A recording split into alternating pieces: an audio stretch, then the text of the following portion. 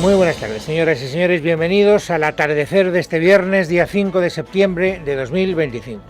Yo no recuerdo una expectación tan grande en la apertura de un año judicial desde que tengo uso de razón, la verdad. Pero bueno, como venía precedida con tanta polémica, pues todo el mundo estaba esperando a ver qué pasaba en la apertura del año judicial. Saben que había dos factores que lo habían convertido en especialmente problemático. Primero, el hecho de que el fiscal general del Estado, asunto inédito en la historia de nuestro país, esté procesado y por lo tanto pues había mucha gente que decía no pinta nada el fiscal general del Estado en esa situación procesal en el estrado como uno de los actores principales del acto. Lo que pasa es que es verdad que era una de las dos personas que tenía que intervenir. En todas las aperturas del año judicial interviene el fiscal general del Estado y la presidenta del Tribunal Supremo, que también lo es el Consejo General del Poder Judicial. Pero bueno, la polémica estaba ahí, ya saben ustedes, y no le voy a, dar la tabarra con tanta historia porque se lo saben de memoria, que ya había decidido el señor Feijóo que no iba y eso había provocado también mucha polémica, etcétera. Bueno, y luego había un segundo factor que también tenemos todos en la memoria, que convertía ese acto en especialmente, digamos, interesante a priori. ¿Por qué? Pues porque el gobierno, empezando por el presidente del gobierno, se están significando desde hace ya bastantes meses con declaraciones que cuestionan la profesionalidad de algunos jueces, a los que acusan, de manera cobarde, porque ni siquiera se atreven a decirlo con todas las letras, de prevaricar directamente. Y esto, pues, en la carrera judicial ha provocado un malestar de 1 a 10, 14. Lo digo para que ustedes lo sepan, que ya sé que lo saben. Bueno, por lo tanto, en el acto de hoy había algunas preguntas que poder resolver. En concreto 5. La primera de todas: ¿cómo iba a lidiar el señor García Ortiz, el fiscal general del Estado, la incomodidad de su propia situación? ¿Iba a hacer alguna referencia a ella en su discurso? Se había filtrado con carácter previo que iba a pasar de puntillas. Y la verdad es que ha pasado de puntillas. Soy plenamente consciente de las singularidades procesales, de las singularidades circunstancias que mi intervención tiene en este momento, en este acto. Si estoy aquí como fiscal general del Estado es porque creo en la justicia y en las instituciones que la conforman. Creo en el Estado de Derecho, en la independencia del Poder Judicial, en los principios de legalidad y de imparcialidad y, por supuesto, también en la verdad. Bien. Podría hacer muchos comentarios, pero ¿para qué? Es decir, ¿para qué? Primero, porque tampoco soy una autoridad reconocida en la materia, pero en fin, creer en el Estado de Derecho es respetar el Estado de Derecho, creer en la justicia es respetar la justicia, etcétera, etcétera, etcétera, en fin, lo que yo creo que todos ustedes tienen también en la cabeza. A mí me provocaba una cierta curiosidad morbosa saber si iba a haber o no iba a haber boicot cuando hablara el fiscal general del Estado, porque otra de las cosas de las que se había hablado mucho con carácter previo en los medios de comunicación es que algunos jueces y algunos fiscales pues estaban planteando no asistir, levantarse, hacer algún tipo de manifestación pública de repulsa por el hecho de que el fiscal general del Estado estuviera. Por tanto, máxima atención cuando ha tomado la palabra el señor fiscal general del Estado. Yo, la verdad, tengo que ser sincero, no he notado mucho. Hay algunas personas más avispadas que yo que dicen, hombre, ha habido alguna tos en el auditorio, de repente mucha gente ha empezado a carraspear. Bueno, yo no sé si eso es casualidad o no. Y luego me han dicho que si midiéramos el aplausómetro ha sido mucho menos aplaudido que Perelló. Tengo que decir que yo también he hecho la comprobación y es posible que tengan razón, pero la diferencia no es abismal y no creo que eso sea sustantivo. Por lo tanto, si tuviéramos que llegar a alguna conclusión, por lo menos con carácter particular, yo diría que del boicot que tanto se había hablado, nada de nada o casi nada de nada para dejarlo en una situación más o menos clara. Bueno, esto por lo que respecta a la primera pregunta.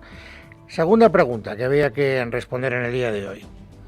¿Habrá o no habrá tirón de orejas de Isabel Perelló, de la presidenta del Tribunal Supremo, a los políticos, al Poder Ejecutivo, que tanto están acosando a los jueces con declaraciones como las del lunes de esta misma semana del propio Pedro Sánchez? Era evidente que algo tenía que decir y algo ha dicho. No muy distinto a lo que dijo el año pasado, pero algo ha dicho. Por ejemplo, esto. Resultan totalmente inoportunas y rechazables las insistentes descalificaciones a la justicia provenientes de poderes públicos. Tal forma de proceder, además de contradecir la recomendación europea, socava de forma directa la confianza en la justicia al tratar de influir negativamente en la consideración ciudadana de los jueces. Bueno, es una consideración general, vuelvo a repetir, muy parecida. Si ustedes ven a la hemeroteca y lo cotejan, verán que dijo una cosa prácticamente idéntica, con otra sintaxis, con otra composición, digamos, verbal, pero la idea argumental era exactamente la misma. Y luego ha hecho una segunda consideración que a mí me parece un pelín más interesante, tampoco es para tirar cohetes, porque yo creo que sí que está inspirada en las declaraciones del presidente del Gobierno y de algunos ministros, por ejemplo, el ministro de Justicia y de otros miembros del Consejo de Ministros, cuando hablan de los jueces.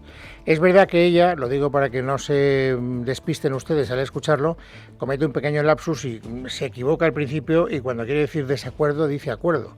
Pero si están sobre esa pista y escuchan con atención lo que dice Isabel Prelló, creo, es una opinión personal, que llegarán a la conclusión de que está pensando en las declaraciones de los últimos días. Son aceptables el acuerdo y la crítica. Así lo hemos dicho en muchas ocasiones, que nos ayudan a mejorar. Ambas, el desacuerdo y la crítica, son legítimos. Pero no lo es desacreditar al Poder Judicial, atribuyéndole intenciones u objetivos que resultan abiertamente contrarios a los principios que deben presidir la actuación jurisdiccional. Porque creo que estaba pensando en las declaraciones de Sánchez, a lo mejor no solo en las de Sánchez, porque fue Sánchez el que dijo que había jueces que quieren hacer política. Y esto es atribuirles a los jueces algo que naturalmente no está en la razón de ser de su actividad profesional. Esta es la interpretación que yo hago. Es verdad que si estuviera aquí Isabel Prelló, pues igual me desmentía y me decía que estaba yo hilando demasiado fino. Bueno, la tercera pregunta. Dado que dábamos por hecho, y efectivamente se ha confirmado, que iba a haber algún tirón de orejas, alguna llamada de atención de la presidenta del Tribunal Supremo, esto iba a surtir efecto, es decir, iba a ser eficaz. Los políticos se iban a dar por aludidos, iban a cambiar su discurso cuando hablaran de los jueces. Respuesta, en absoluto. Escuchen hoy mismo a Yolanda Díaz. Hay jueces y juezas, cuyas conductas son irregulares. Ya está. Y manifiestan injerencia en la política. Y ya está. Es decir, luego verán que el propio Félix Bolaños, hoy no ha querido hablar Félix Bolaños, luego se lo cuento, pero sí que ha dejado grabada una entrevista que se emitirá este fin de semana en el Informe Semanal. Y luego oiremos un fragmento de lo que va a decir, que por otra parte es exactamente un revival de lo que ha dicho esta misma semana y la semana anterior, y hace 2 semanas, y hace 3, y hace un mes, y hace 3. O sea que es que está exactamente en la misma cantinela. Bueno, había una cuarta pregunta. ¿Cómo de cómodo iba a estar el rey en el acto? ¿Cómo de manoseado en los discursos? No en los institucionales, me refiero a los discursos, digamos, en los aledaños del acto. Aquí tenemos una doble respuesta. La primera es muy subjetiva. ¿Qué cara tenía el rey? ¿Estaba contento? ¿Estaba serio? ¿Estaba circunspecto? ¿Estaba ceñudo? Pues aquí hay opiniones para todos los gustos. Vuelvo a repetir, yo que a lo mejor veo esto con demasiada lejanía y con no demasiado interés, para que nos vamos a engañar, pues no he notado una compostura muy diferente. Las personas mucho más entusiastas observan una actitud mucho más circunspecta y mucho más incómoda. Bueno, no lo sé. En realidad tampoco creo que sea muy importante porque le van el sueldo. Le guste o no le guste, tiene que presidir el acto y esto pues no tiene vuelta de hoja. Otra cosa distinta es la instrumentalización, la utilización que se iba a hacer del rey en los discursos políticos. Insisto, no en los institucionales. Yo no me imaginaba ni a Perelló ni a García Ortiz hablando del rey, pero sí desde luego al Partido Popular y al Partido Socialista, que son los 2 grandes partidos en la contienda política en la que vivimos. Bueno, y cuando digo Partido Socialista quiero decir gobierno, porque el gobierno incluye al Partido Socialista y también al Sumar. Y es que ha sido Yolanda Díaz la primera que ha querido sacar al rey a pasear. ¿Para qué? Para meterse con el Partido Popular. Por eso digo que cuando se convierte el rey en arma arrojadiza para la contienda política, pues me parece que eso al rey, muchas gracias, vamos, si yo fuera el rey, muchas gracias no me haría. Pero en todo caso que conteste el rey, yo no tengo ni la más remota idea. Ahora, que esta mañana Yolanda Díaz ha querido, digamos, dañar la imagen de Feijóo diciendo que está menoscabando la autoridad del rey, escúchenlo. Que el Partido Popular esté hackeando las instituciones, que es la presidencia del gobierno, que son las presidencias de las comunidades autónomas, que es la jefatura del Estado, el rey, como hemos visto estos días, es que está dispuesto a todo. Y esto naturalmente no podía quedar sin respuesta. Ya saben ustedes que Feijóo no estaba en el acto, estaba en un acto con Isabel Díaz Ayuso y por lo tanto pues no se esperaba que hubiera ninguna referencia, pero claro, eso, que no haya estado no quiere decir que él no sepa las cosas que se han ido diciendo, entre otras cosas porque estas declaraciones de Yolanda Díaz que acabamos de escuchar se habían producido por la mañana en una entrevista radiofónica, por lo tanto Feijóo estaba perfectamente informado de cuál es la opinión del gobierno. Y en el acto en el que estaba con Isabel Díaz Ayuso había querido dejar claro que fallar al rey no es algo que le compete a él, más bien le compete al gobierno. Quien le falla al jefe del Estado es quien le abandona en paiporta en plena dana. Quien le falla al jefe del Estado es el que no le manda ministros de jornada en sus viajes. Y quien le falla al jefe del Estado es que tenga que estar sentado al lado del fiscal procesado. Por lo tanto, aquí lo tenemos, al rey convertido en pim pam pum de la contienda política. Lo utiliza Sumar para atacar al Partido Popular y el Partido Popular lo utiliza para atacar al gobierno. Y esto nos lleva a la quinta pregunta que probablemente podríamos haber solventado hoy con el acto de la apertura del año judicial. ¿Qué impacto, qué repercusión iba a tener la ausencia de Feijóo? Pues ya les he contado al principio que este es un asunto que se ha comentado con profusión durante los últimos días. Bueno, Feijóo está contento de no haber estado. Está encantado de no haber estado. No lo digo porque me lo imagine, lo digo porque lo ha dicho él explícitamente esta mañana. Me alegro de no estar presente allí. Me alegro de no estar presente allí. Mirad, el jefe de la oposición no tiene ninguna labor constitucional obligatoria para estar presente en ese acto. Y por tanto, lo que es una total anomalía no podemos normalizarlo. Bien, tampoco hay nada nuevo, porque esto también lo había dicho el señor Feijóo con carácter previo. Naturalmente el gobierno no suscribe ese argumento, está en la tesis contraria. Ya nos habían dicho algunos ministros ayer y antes de ayer que la ausencia de Feijóo era una falta de respeto a las instituciones, también a la institución de la Casa Real. Y hoy la portavoz del gobierno, Pilar Alegría, una vez que se ha consumado la ausencia de Feijóo, ha vuelto a decirlo.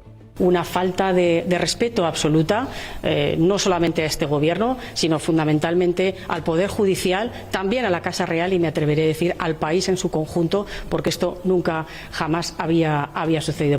Bien, hasta aquí nada nuevo, O sea, quiero decir que, como ven ustedes, es la crónica anunciada de algo que sabíamos que iba a ocurrir, ha ocurrido, y naturalmente hay que contarlo con un cierto hiperbatón narrativo, ¿no? A partir de aquí les voy a contar algo que a mí sí que me ha llamado la atención y que yo no sé si estaba en el guión o no estaba en el guión, pero desde el punto de vista informativo, a mí me parece lo más sustantivo. ¿Por qué? Pues porque se han hecho referencias en los discursos de García Ortiz y de Isabel Perelló a la llamada Ley Bolaños. Saben ustedes que el gobierno quiere cambiar la Ley de Enjuiciamiento Criminal, entre otras cosas, no solo, pero también para que la instrucción de los casos penales pase a manos de los fiscales. Esto levanta muchísimas suspicacias.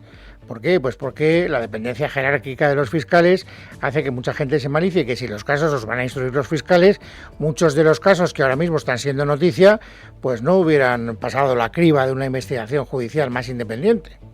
Y esto es lo que ha llevado al fiscal general a decir dos cosas. La primera, suena a cachondeo, las cosas como son. Es impecable desde el punto de vista teórico, es infumable desde el punto de vista práctico.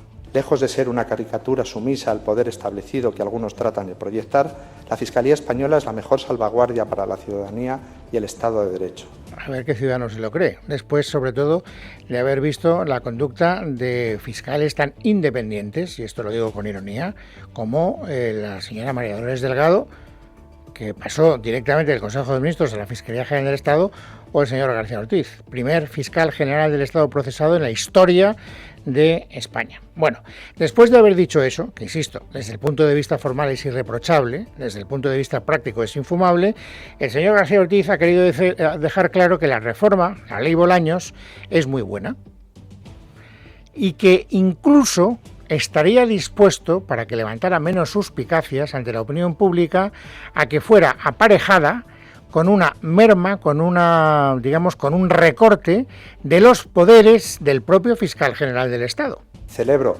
las iniciativas y proyectos legislativos desplegados para fortalecer y modernizar la justicia española y también los tan reclamados y ansiados proyectos que se encuentran en ciernes. Ese cambio legal precisará de una metamorfosis en la Fiscalía española. Naturalmente que sí, especialmente en los procesos internos de toma de decisiones para encauzar las discrepancias, restringir el poder del fiscal general si así se considera pertinente. Está dispuesto a restringir el poder del fiscal general para que la gente no se malicie, que efectivamente la instrucción de los casos pueda estar, contaminada por esa tendencia que tienen muchos fiscales generales del Estado. En el caso del señor García Ortiz ha sido más evidente que en otros casos, pero en otros casos también ha sido innegable de seguir instrucciones que recibe del Gobierno. Y no voy a repetir ahora la frase ya tan célebre, tristemente célebre, de Sánchez, de ¿quién depende de la Fiscalía? Pues eso. Bueno, pues esta es una de las cuestiones de fondo. En todo caso, a mí que el fiscal general del Estado defienda la ley Bolaños no iba a decir no me importa, pero no era lo que quería decir. No me parece novedad. Lo que sí que me parece interesante es que después de haber escuchado al fiscal general del Estado celebrar entusiásticamente la reforma de la ley Bolaños, ha llegado Isabel Perelló, la presidenta del Tribunal Supremo y del Consejo General del Poder Judicial, diciendo no exactamente lo contrario, pero bastante lo contrario. A los jueces no solo no les gusta, es que les preocupa. Existen reformas en tramitación que afectan directamente a la carrera judicial y que generan una legítima preocupación en la judicatura. Es obviamente al legislador al que le corresponde aprobar estas reformas, sin duda, pero deben elaborarse mediante el diálogo institucional y con la participación de los jueces y del Consejo General del Poder Judicial, que ha de aportar la experiencia y el conocimiento necesarios para mejorar el ejercicio de la función jurisdiccional. Bueno, esta última carga de profundidad que tampoco, por favor, pase inadvertida, porque lo que les está diciendo Isabel Perelló a los miembros del Gobierno, aparte de que la reforma les gusta lo justo, es que la están haciendo con, nocturnidad y alevosía, sin tener en cuenta la opinión de los propios jueces, que no es muy favorable, y del Consejo General del Poder Judicial, que probablemente tampoco es muy favorable. Por eso no quieren pedir esa opinión. ¿Cómo van a pedir la opinión de alguien que les va a decir esa es una reforma que no nos gusta? Pero claro, si se quieren hacer las cosas bien, se deberían hacer bien. Me parece, insisto, que desde el punto de vista informativo, esta discrepancia a propósito de la ley Bolaños en el discurso del fiscal general y de Isabel Perelló es de lo más noticioso. Y luego les decía, para no dejar incumplida esa promesa, que íbamos a escuchar a Bolaños, no decir nada nuevo. Tampoco ha dicho nada hoy. Yo no sé si era un día para que el ministro de Justicia hablara o no tengo ni idea. No ha querido hablar. Pero sí que sabemos que ha dejado grabada una entrevista que también nos permitirá saber hasta qué punto lo que ha ocurrido hoy en la apertura del año judicial es eficaz o no. ¿El Gobierno va a dejar de criticar a los jueces? ¿Va a cambiar el discurso o no? Bueno, pues mañana, sábado, cuando se emite el informe semanal, llegarán ustedes a la conclusión de que el discurso de Bolaños seguirá siendo mañana el mismo que ayer. En absoluto. Creo que el fiscal ha hecho y está haciendo una gran labor en la persecución del delito y, por tanto, el Gobierno, entre los presuntos delincuentes confesos y los fiscales, está con los fiscales, y entre los bulos y los que cuentan la verdad, está con la verdad, y por eso apoyamos al fiscal general del Estado. El foco donde lo puso el presidente del Gobierno es en la inmensa mayoría de la carrera judicial, que hace su labor con profesionalidad, con rigor, con imparcialidad, y que, como en todo colectivo humano, hay una minoría muy minoritaria que efectivamente tiene comportamientos, adopta resoluciones que son muy discutibles.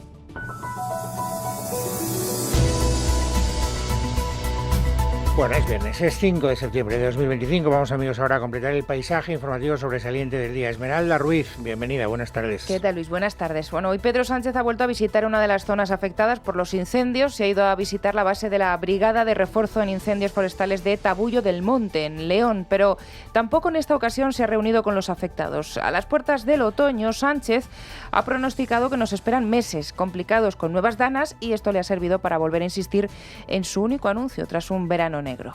Yo creo que merece la pena hacer ese esfuerzo, que merece la pena dejar a un lado todo lo que tenga que ver con la legítima y democrática lucha partidista para que en algunos asuntos, como hemos hecho en el pasado, como por ejemplo fue el Pacto de Estado contra el terrorismo, o el Pacto de Estado contra el terrorismo yihadista, o el Pacto de Estado contra la violencia de género, lo hagamos también en relación con la emergencia climática. Y unas horas después, en la Comisión de Transición Ecológica del Senado, pasaba esto.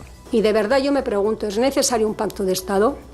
Si es para recentralizar, con nosotros ya les digo que no van a poder contar. Esta es Idoia Sagastizábal, es diputada del PNV, diciéndole a la ministra Sara Agesen que no cuente con su apoyo, pero no ha sido la única. Le han seguido los del BNG, los de Junts, los de Bildu y hasta Sumar, que hoy le han dicho a Pedro Sánchez, al Gobierno, que esto, el anuncio del Pacto de Estado contra el Cambio Climático, le suena a cortina de humo y a propuesta partidista. Y no se le ponen mejor las cosas en la calle. Los sindicatos, comisiones obreras y UGT amenazan hoy al Gobierno con un otoño caliente también de manifestaciones. Han difundido una nota en la que avisan de que si no se retoman los asuntos pendientes, subida laboral, jubilación parcial, la jornada de 35 horas en la Administración, que retomarán las protestas. En la nota, los sindicatos dedican un apartado especial al ministro de Función Pública, que es Óscar López, a quien acusan de despreciar a los sindicatos al no haber respondido todavía a sus peticiones. Y quedan 5 días para que la medida estrella Luis de Yolanda Díaz se someta a examen. La reducción de la jornada laboral, que por falta de apoyos no se pudo llevar a votación antes del verano. Hoy ha dicho Yolanda Díaz en Radio Nacional que esta vez sí, que saldrá adelante porque según ella está ganada en la calle. Vamos a trabajar hasta el miércoles que viene para ello, igual que trabajamos en todas las votaciones, y lo que va a haber España es un debate en el que probablemente está la profesora Monge, y seguro que en esto puede ilustrar con datos. Vamos a ver cómo una medida que socialmente está ganada, vamos a ver con luz y taquígrafos cómo se comporta la parte política. Este mensaje iba para el PP, pero su problema está en Junts. A 5 días de la votación, los contactos con los de Puigdemont nos confirman que siguen congelados. El motivo, el de siempre, los problemas que tendrían las pymes en Cataluña para aplicar la medida. También en lo económico hay quienes ya empiezan a preocuparse por el dato que hoy ha publicado el Instituto Nacional de Estadística. El precio de la vivienda acelera su subida y se ha disparado un 12,7% en el segundo trimestre del 2025 si lo comparamos con el mismo periodo del 2024. Es un dato a tener en cuenta. Si echamos un vistazo a las estadísticas, todo apunta a que sí, porque ahora mismo estamos en niveles similares a 2007 y porque además llevamos un año en el que los precios no se detienen. ¿Significa esto que estamos rozando la temida burbuja? Nos da la respuesta la redactora jefe de Libre Mercado, Beatriz García. Bueno, es que si hay burbuja solo podemos hablar de burbuja del intervencionismo. El mercado inmobiliario está completamente secuestrado por los políticos y el problema no tiene nada que ver con la anterior crisis, que era una crisis de crédito. Lo que nos oculta el Gobierno es que tienen mucha responsabilidad de que comprar o alquilar una vivienda en las principales ciudades españolas se haya convertido en todo un calvario para el ciudadano. El mercado inmobiliario está completamente estrangulado, la oferta y la demanda de vivienda están completamente desequilibradas y después de que Sánchez lleve 6 años gobernando, tenemos una ley para regular precios y todo tipo de trabas al propietario, como elevar el plazo mínimo para alquilar o no dejar que el propietario actualice el precio como considere oportuno. A eso hay que sumarle que está desprotegiendo todavía más al propietario ante los ocupas o está también espantando a la inversión. Esos son los resultados de una política nefasta y esos son los resultados de los datos que hoy conocemos sobre el INE. Hablando de vivienda, pero esto en Reino Unido, que se ha desatado un auténtico terremoto político. Este mediodía ha dimitido la número 2 del primer ministro, que es Angela Rayner. Se había comprado un piso en la costa, al sur de Inglaterra, y resulta que no había pagado los impuestos correspondientes. No nos vamos a poner, Luis, muy técnicos, pero la ex viceprimera ministra lo que hizo fue pagar el impuesto patrimonial estándar, pero se olvidó de pagar un plus porque era su segunda vivienda. En total se había ahorrado unos 46.000 euros. Las explicaciones que ella ha dado es que fue un error involuntario, pero es que Rayner, si por algo se caracteriza, es por ser de las más activas, partidaria a subir impuestos a los más ricos en Reino Unido. Y hoy el presidente de Estados Unidos, Donald Trump, ha tomado una decisión que hasta ahora sigue generando muchas lecturas. Trump ha ordenado cambiar el nombre del Departamento de Defensa por el Departamento de Guerra. ¿Qué significa esto? ¿Cómo tenemos que leerlo? Hemos recurrido a los expertos. Enrique Navarro. El Departamento de Guerra de Estados Unidos, que pretende rebautizar Donald Trump, Fue creado en 1789 durante la Guerra de Independencia y se mantuvo con esa denominación hasta la Segunda Guerra Mundial. La razón fundamental de esa denominación era porque el país estaba en continuas guerras y por tanto parecía la denominación adecuada. Cuando Truman en 1949 decide crear el Departamento de Defensa es porque se entiende que en ese entorno de Guerra Fría no parecía procedente denominar a un departamento de una forma tan agresiva.